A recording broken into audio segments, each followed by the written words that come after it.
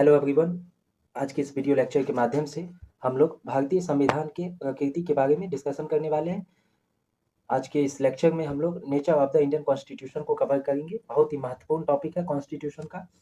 जो भी बच्चे अभी LLM में एडमिशन लिए हैं उनके अगर सिलेबस में इंडियन कॉन्स्टिट्यूशन है तो बहुत महत्वपूर्ण होने वाला है उनके लिए। अगर नहीं भी है तो जुडिशरी पर्पज से बहुत महत्वपूर्ण होने वाला है, LLM पर्पज से बहुत महत्वपूर्ण होने वाला है। और ऐसे बच्चे जो किसी अदर कॉम्पिटिटिव का प्रिपरेशन करते हैं और जिसमें इंडियन कॉन्स्टिट्यूशन उनके सिलेबस में है तो उनके लिए तो बहुत महत्वपूर्ण होने ही वाला है। तो इस चैनल को सब्सक्राइब कर ले और इस वीडियो लेक्चर को लास्ट तक देखिए। चलिए देखते हैं क्या है इंडियन कॉन्स्टिट्यूशन का नेचर।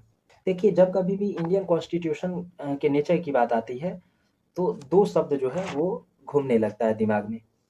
सबसे पहले आ जाता है फेडरल कॉन्स्टिट्यूशन और unitary constitution. Federal constitution Hindi में परिसंघात्मक संविधान कहते हैं, यूनिटरी कॉन्स्टिट्यूशन इसको हिंदी में एकात्मक संविधान कहते हैं। जब कभी भी क्वेश्चन बनता है इस टॉपिक से तो क्वेश्चन भी इसी तरह से बनाए जाते हैं। उसमें आपको फेडरल कॉन्स्टिट्यूशन यूनिटरी कॉन्स्टिट्यूशन को मिक्स किया जाता है और फिर उसका क्वेश्चन बना करके दिया जाता है। तो आइए जानने की कोशिश करते हैं कि फेडरल कॉन्स्टिट्यूशन क्या होता है, यूनिटरी कॉन्स्टिट्यूशन क्या होता है। देखिए, एकात्मक संविधान इसको यूनिटरी कॉन्स्टिट्यूशन कहते हैं।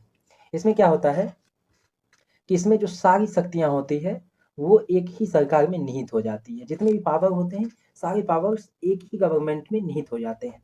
अब देखते हैं परिसंघात्मक क्या होता है। परिसंघात्मक ये ऐसे संविधान होते हैं जिसमें शक्ति का विभाजन होता है। क्या होता है परिसंघात्मक संविधान में? परिसंघात्मक फॉर्मेट में शक्ति का विभाजन होता है। किनके बीच में शक्ति का विभाजन होता है? तो केंद्र और राज्यों के बीच में। केंद्र और राज्यों के बीच में शक्ति का विभाजन होता है। विभाजन इस पर्पस से होता है कि वो दोनों अपने अपने क्षेत्र में स्वतंत्र रूप से कार्य को कंप्लीट करें। परिसंघात्मक का यही लक्ष्य होता है। देखिए, जब आप इस फॉर्मेट को देखिएगा, एकात्मक संविधान के फॉर्मेट को, परिसंघात्मक संविधान के फॉर्मेट में, अगर आप कॉन्स्टिट्यूशन आगे नहीं पढ़े होंगे, जब आप आर्टिकल्स नहीं पढ़े होंगे तो आपको अभी समझ में नहीं आएगा। लेकिन जब आप आगे पढ़ेंगे कॉन्स्टिट्यूशन तो वहां आप देखेंगे कि आपको कभी कभी लगेगा कि जो हमारा संविधान है ये एकात्मक है, कभी कभी आपको लगेगा कि हमारा संविधान संघात्मक है। ऐसा विधि शास्त्री में भी मतभेद होता रहा है, उनके बीचों में भी मतभेद होता रहा है। कुछ विधि शास्त्री कहते हैं कि भारत का जो संविधान है वो एकात्मक है और कुछ उसमें परिसंघीय लक्षण दिखता है। मतलब जो संविधान है वो यूनिटरी है, उसमें क्या दिख रहा है? उसमें लक्षण दिखता है किसका? फेडरल का। इस प्रकरण में हमें कुछ केस लॉज भी देखने होते हैं क्योंकि केस लॉज बहुत महत्वपूर्ण होता है। ये केस किसका है? SR Bombay versus union of India, 1994 का केस है सुप्रीम कोर्ट का। इसमें क्या हुआ था? इसमें बहुमत की जो बेंच थी उन्होंने यह मत व्यक्त किया था कि भारत की जो संविधान है वो परिसंघीय संविधान है, फेडरल कॉन्स्टिट्यूशन है। भारत का constitution, Indian constitution federal constitution. इससे पहले भी केसेस थे, पश्चिम बंगाल राज्य वर्सेस भारत संघ का मामला। इस मामले में बहुमत की जो बेंच थी उनके द्वारा यह कहा गया कि जो इंडियन कॉन्स्टिट्यूशन है ये पूर्ण रूप से फेडरल नहीं है। जस्टिस सुब्बाराव उन्होंने अल्पमत में ये कहा था कि जो भारत का जो संविधान है वो संघात्मक है। हालांकि इनके अल्पमत को अगला प्रकरण कर्नाटक राज्य वर्सेस भारत संघ 1978, मैं फिर से रिपीट कर दूं, कर्नाटक राज्य वर्सेस भारत संघ 1978, न्यायाधिपति श्री बेग न्यायाधिपति थे, जस्टिस श्री बेग थे। उन्होंने जस्टिस सुब्बाराव का जो अल्पमत था जो पश्चिम बंगाल राज्य वर्सेस भारत संघ 1963 में दिया गया था उसका समर्थन किया। कॉन्स्टिट्यूशन के जो ड्राफ्टिंग कमेटी थी उनके अध्यक्ष थे डॉक्टर अंबेडकर। डॉक्टर अंबेडकर महोदय कहते हैं कि हमारे संविधान में ऐसे प्रावधान हैं जो केंद्र को राज्यों की स्वतंत्रता पर रोक लगाने का अधिकार देते हैं। ये कहते हैं कि हाँ, इस संविधान में ऐसे प्रावधान दिए गए हैं जो केंद्र सरकार को अधिकार देता है राज्य की स्वतंत्रता पर रोक लगाने का, अंकुश लगाने का। लेकिन कहते हैं फिर भी यह संघीय संविधान है। मतलब ये कहते हैं कि संविधान में ऐसे प्रोविजन दिए गए हैं। ऐसा मैंने भी बोला है पहले कि जब आप आगे पढ़ेंगे तो आपको लगेगा ये कहते हैं, इस चीज़ को कहते भी हैं कि हाँ, इस संविधान में ऐसे दिए गए हैं प्रोविज़न, जिसको आप पढ़िएगा तो एकात्मक कॉन्स्टिट्यूशन का लक्षण आपको दिखेगा और आपको लगेगा कि ये एकात्मक कॉन्स्टिट्यूशन है, बट आप उस पर ध्यान ना दें, ये फेडरल कॉन्स्टिट्यूशन है। वो ये कहते हुए ये कहते हैं कि ये है तो फेडरल कॉन्स्टिट्यूशन। फिर इसके बाद उन्होंने ये भी कहा कि जब आप अनुच्छेद 1 को पढ़ेंगे तो अनुच्छेद 1 में फेडरेशन शब्द उपयोग हो रहा था, तो फेडरेशन के स्थान पर यूनियन शब्द को लाया गया है। तो यूनियन शब्द के उपयोग के लिए आपको जानना होगा, पहले आर्टिकल के फर्स्ट आर्टिकल में आपको देखना होगा क्या है। फर्स्ट आर्टिकल में दिया हुआ है कि भारत अर्थात इंडिया राज्यों का संघ होगा। राज्यों का संघ होगा, इससे क्या तात्पर्य है? इससे यही तात्पर्य है कि राज्य जो है वो संघ के सदस्य हैं।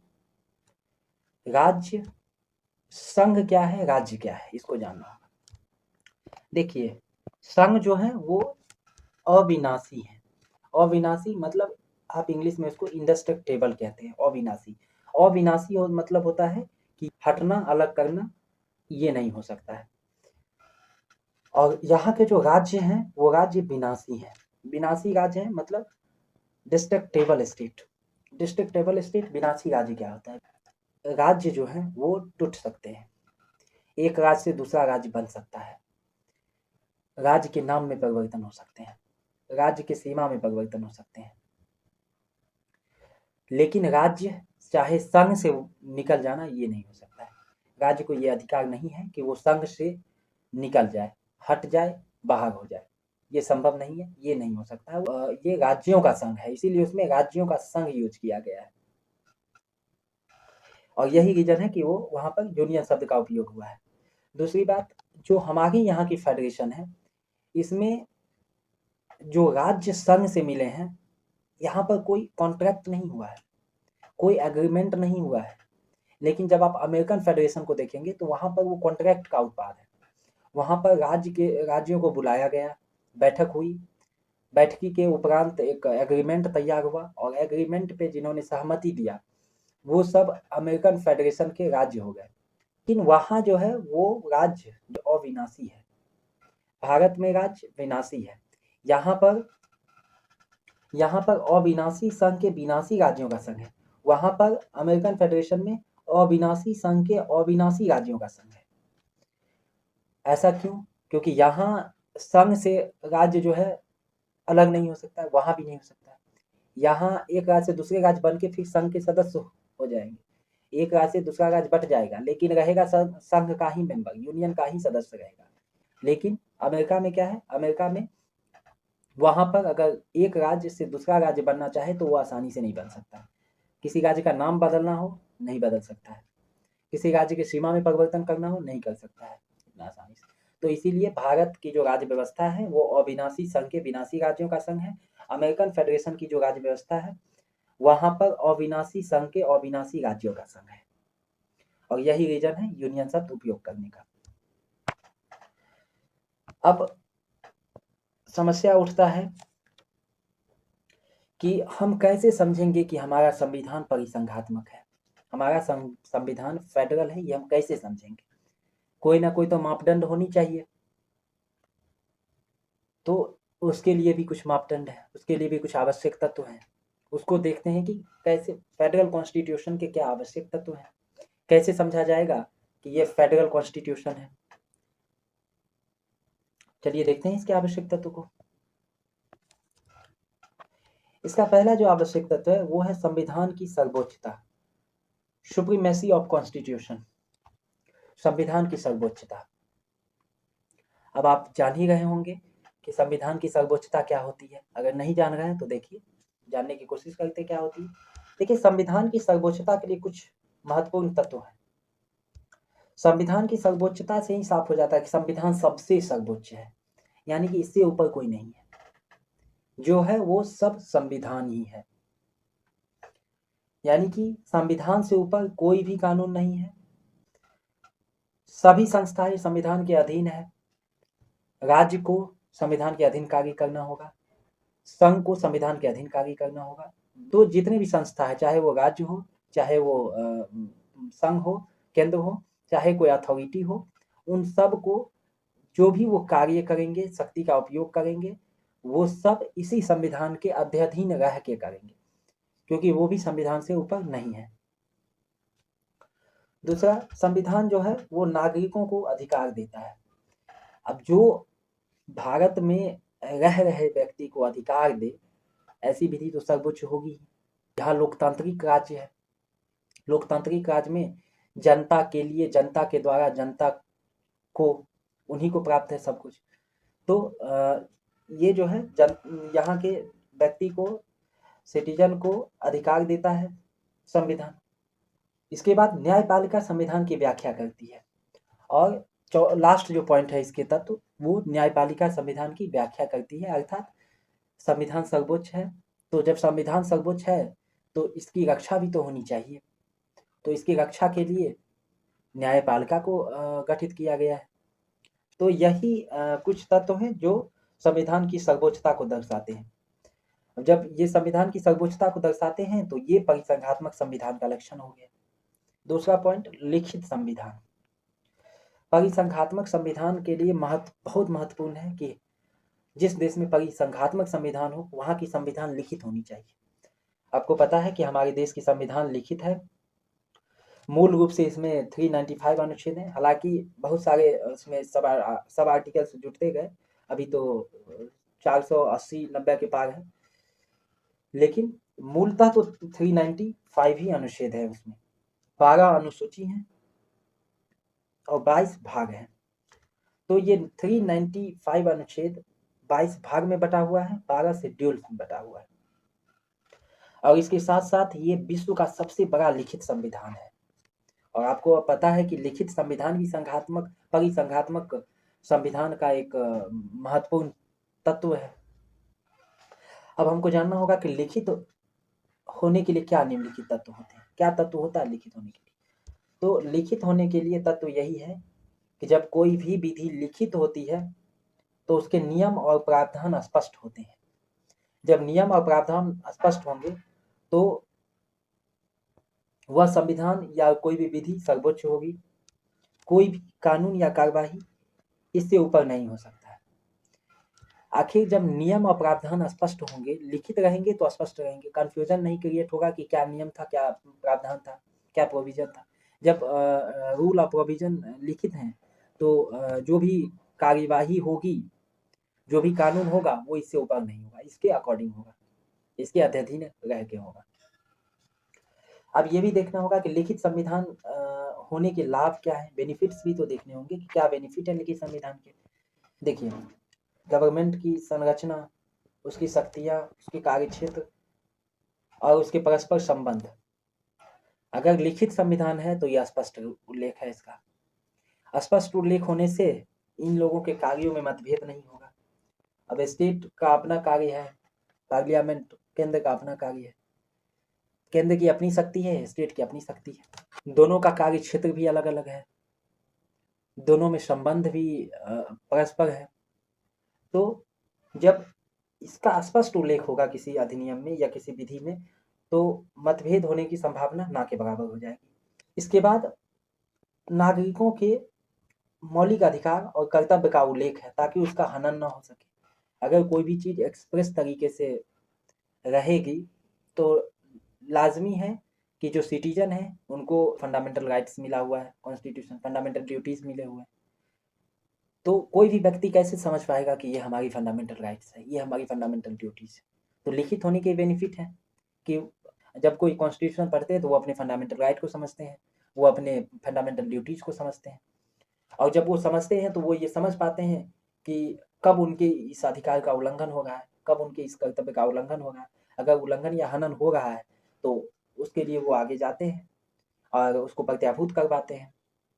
तो स्पष्ट एक्सप्रेस कोई चीज़ रहता है और लिखित रहता है तो हनन होने की संभावनाएं कम होती है, मतभेद होने की संभावनाएं कम होती है। हालांकि होती निश्चित है, लेकिन उसका निदान भी तो होता है।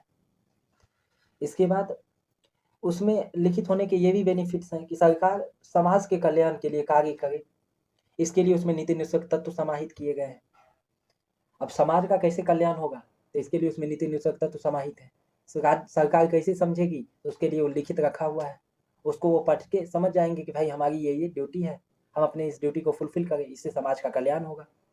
तो उसके लिए नीति निर्देशक तत्व बना हुआ है, डायरेक्टिव प्रिंसिपल्स बना हुआ है, उसमें वो अधिकार दिए गए हैं जिस पर राज्य विधि बना करके उसको भारत के सिटीजन पर इम्पोज करेगी।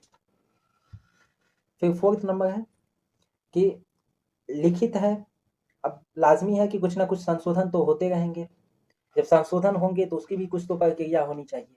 अब क्या प्रक्रिया है, अगर लिखित नहीं रहेगी तो हम किसी भी चीज की प्रक्रिया कैसे समझ पाएंगे? What is procedure? प्रोसीजर क्या है, संशोधन का, अमेंडमेंट का क्या प्रोसेस है? लिखित रहेगा तो समझना आसान रहता है, समझना आसान रहता है तो उसके अधीन जो है उसमें जो प्रक्रिया सन्निहित है उस प्रक्रिया के तहत संशोधन किया जाता है। लिखित संविधान न्यायपालिका को स्वतंत्रता प्रदान करती है। अगर संविधान लिखित है तो न्यायपालिका को स्वतंत्रता मिलेगी, न्यायपालिका को स्वतंत्रता मिलेगी तो वो संविधान की रक्षा कर सकेंगे। अगर आपात की स्थिति उत्पन्न होगी तो सरकार को क्या क्या शक्ति मिला हुआ है इसका पता कैसे चलेगा? अगर लिखित संविधान नहीं है तो पता कैसे चलेगा? तो लिखित संविधान के ये भी बेनिफिट्स हैं। अगर आपात की स्थिति होगी तो सरकार को क्या क्या विशेष शक्ति है तो वो शक्ति को समझ पाएंगे और शक्ति का उपयोग कर सकेंगे। तो लिखित होने के ये भी बेनिफिट्स हैं। अब नेक्स्ट पॉइंट है कठोरता। संविधान, भारत का संविधान कठोर है। आप सुने होंगे भारत का संविधान विश्व का सबसे बड़ा संविधान है, लिखित संविधान है, कठोर संविधान है। तो अब जानेंगे कठोर संविधान है, इसकी क्या विशेषता होती है। देखिए, कठोर संविधान उस विशेषता को दर्शाता है जिसमें संविधान में संशोधन अर्थात बदलाव करना एक कठिन और जटिल प्रक्रिया हो। मतलब यही बात है कि कोई संविधान कठोर है, डेट मीन्स ये समझ ले कि उसमें अगर संशोधन करना हुआ तो संशोधन करने की जो प्रोसीजर होंगे वो भी जटिल होंगे, क्योंकि वो कठिन है तो प्रक्रिया जटिल होगी, प्रोसीजर जटिल होगा, कठिन होगा। नेक्स्ट पॉइंट परिसंघात्मक के शक्तियों का विभाजन क्या है? शक्तियों का विभाजन है, डिस्ट्रीब्यूशन ऑफ पावर। देखिए, शक्तियों के विभाजन से क्या तात्पर्य है? शक्तियों के विभाजन से तात्पर्य है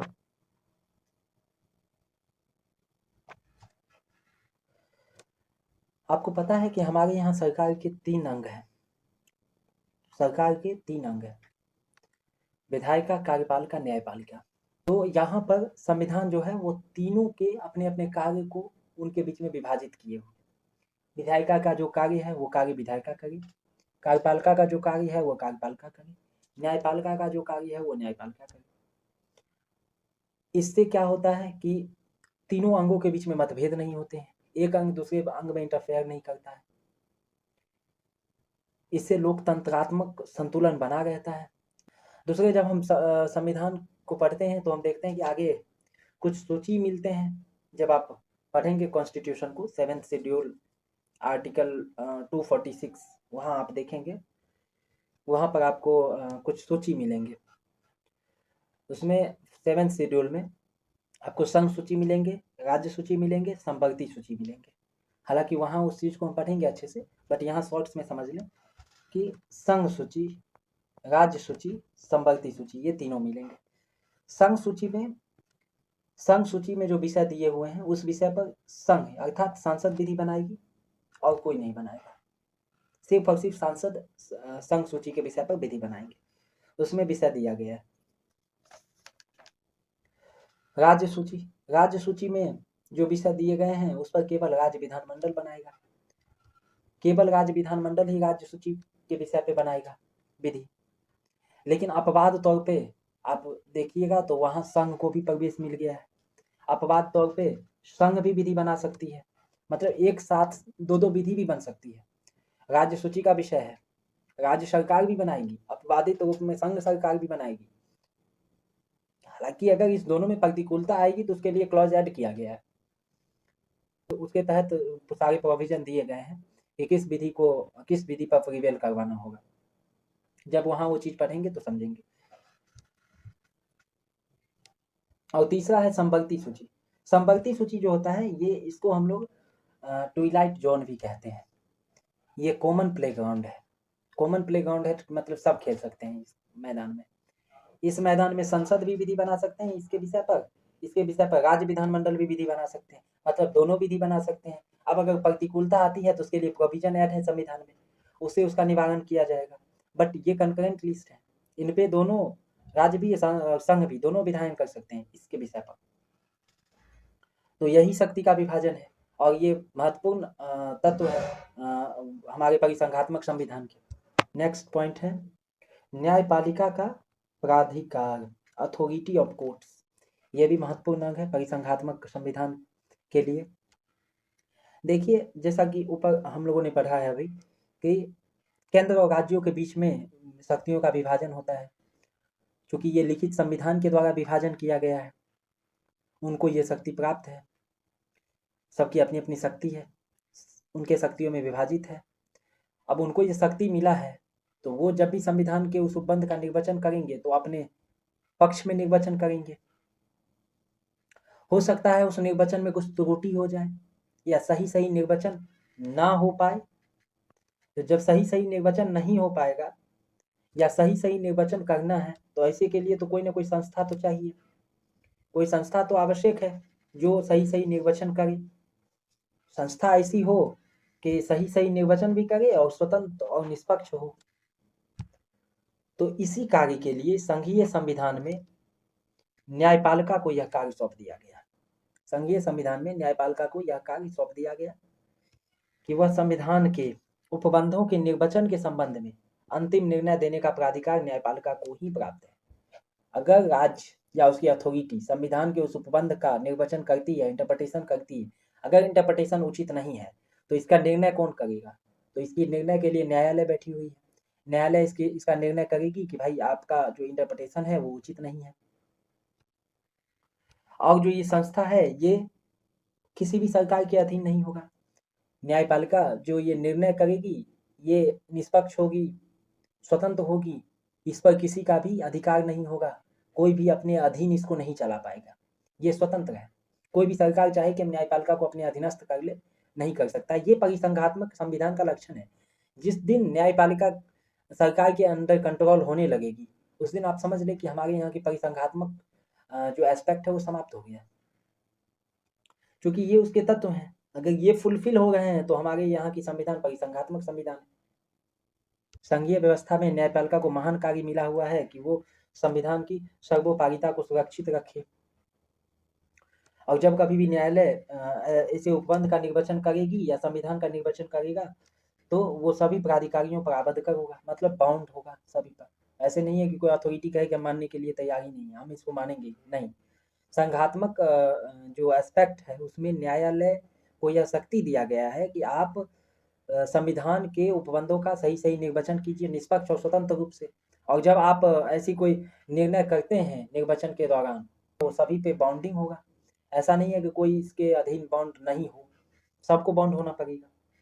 ये संघात्मक संविधान का एस्पेक्ट है। अभी तक तो ऊपर में ये सारे लक्षण हम लोगों ने देखा परिसंघात्मक संविधान के।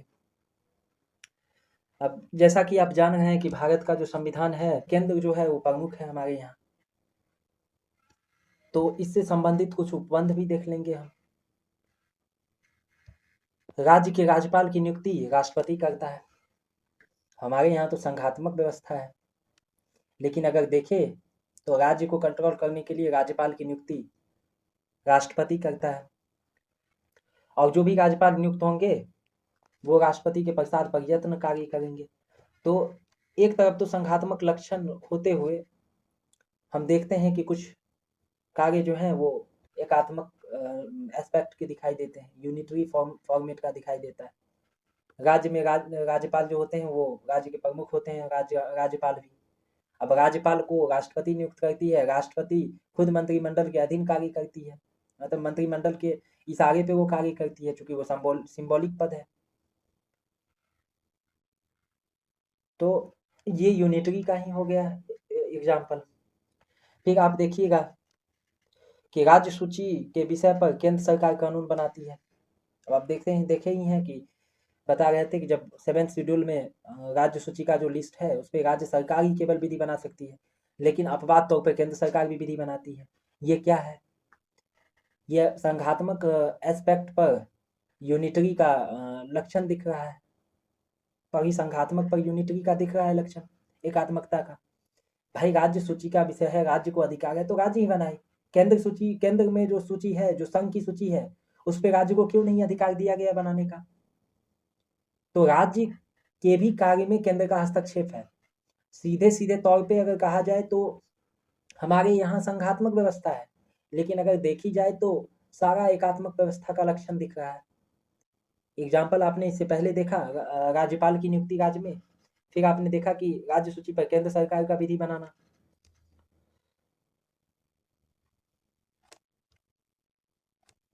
अब उसमें मामला क्या सब हो सकता है? तो मामला यही है कि राष्ट्रीय हित से संबंधित कोई मामला है राज्य सूची में, तो केंद्र बनाएगी।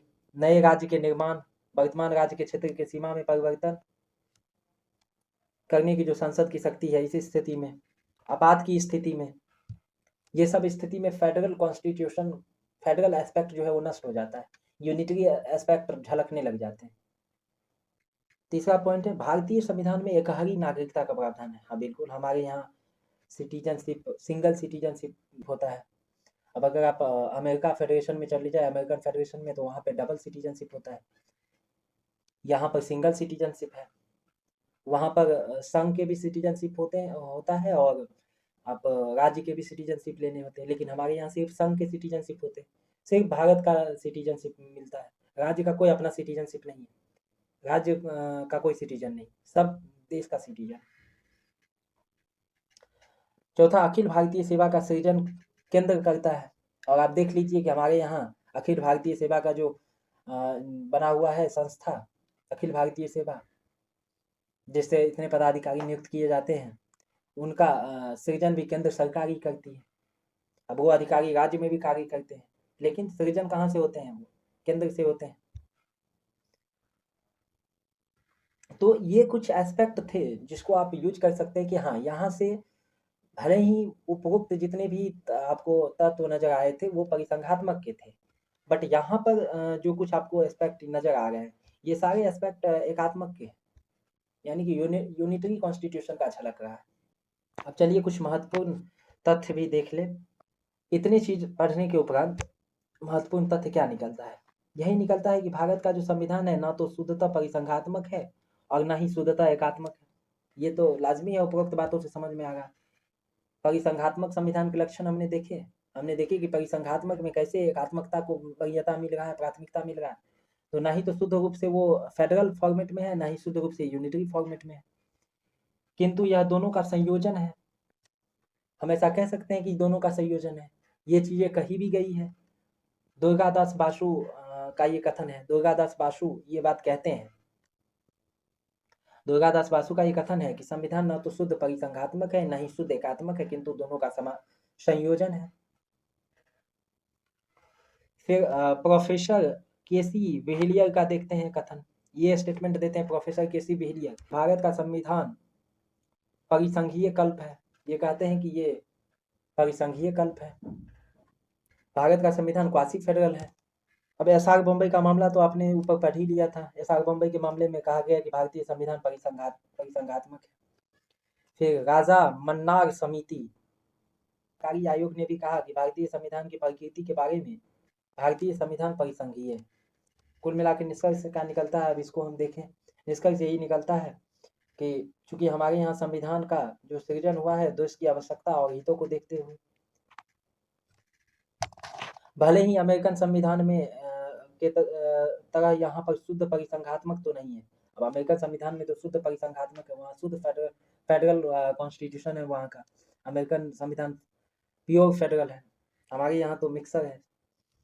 फिर भी परिसंघात्मक संविधान के सभी आवश्यक तत्व मौजूद हैं, हालांकि उसकी तरह नहीं है लेकिन आवश्यक तत्व तो मौजूद हैं। प्रत्येक राज्य की परिसंघीयता का स्वरूप उस देश की अपनी ऐतिहासिक, राजनीतिक, भौगोलिक, आर्थिक और सांस्कृतिक परिस्थिति पर निर्भर करता है।